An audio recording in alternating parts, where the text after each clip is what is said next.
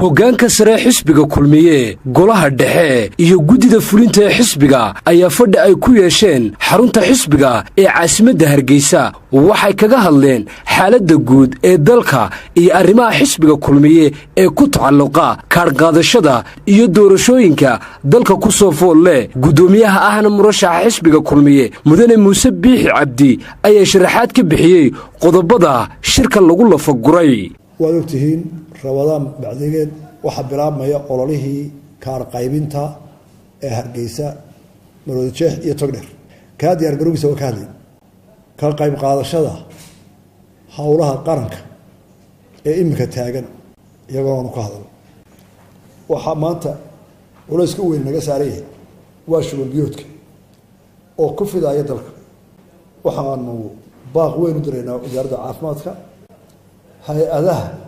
ضدك كعاوية عافماتك أيوه رئيس WHO إن كل ما دقيقة قال قال أرنتها قال هرم قال برعو أو يمكن المشهور هذا كل رئيسه يشوي البيوت إنه نص ساعة وصفين وحنتاك بحينا مركورة إن الصومية وعيقرين حول ويكاقيب قاطان لما أنت في هذا ورقيس هذا يوبسعد وحقول نقول عرورت يدد كماركتي وهي الكا haweenka uurka leh ta wax jaqsiinaysa waxaan u baahanahay oo ku cilna wasaaradda caafimaadka wasaaradda warfaafinta TV-yada madaxa banaan aqoonyahanka jaamacadaha dadka ku jira dhalinyarada gacan banaan kuwa kale aqoonta leh inaan u gurmano inaan ka hortagis ka hawlgalno murashaxa jagada madaxweyne xisbiga kulmiye mudane Muuse Biixi Cabdi ayaa guddida taakulaynta abaaraha heer qaran ku bogaadiyay xisaab xidhka ay soo bandhigeen waxaan u mahadnaqaynaa guddidii abaaraha ee xalay warbixinta wanaagsan iyo wixii ay ummadda u qabteen iyo dhaqaale loo dhiibay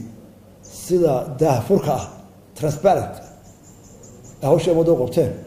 ku soo gabagabeeyay aad iyo aad baan ugu mahadnaqaynaa kudayashay mudan yihiin qolada loo xilsaaray soo kabashada kamid inay kudaydaan iyo cid kastoo hawl qaran haysaba warbiyan u baahana wixii soo wareeg noogna midbaac buu soo kharaab la ka dhigi kara qof wala majroorkiisa taan doo soo skara uu ku xidhi kara qofkii ka itaal roon majroorkiisa wuxuu soo karaa barkad waxaynu u baahanahay diyaar garow xukuumadda hogaamiso oo hay'adda ka taga masiibooyinku hogaamiso oo aqoonyahanku isku talagalo fikir lehno haddii maanta biyahaas ina dhaafayaan saa inoo dhaafayaan berita abaar baa xigi doontee roobka dambe inagoo diyaar garownay oo weel badan samaysanay inuu noogu yimaado taasaynu dhalinyarada carruurta da-da yar kusoo abaabino guryaheena ku abaabino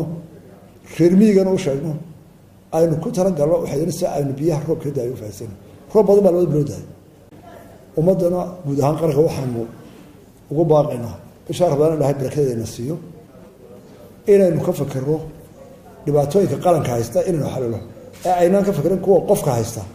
iyo kuwa deegaan haysta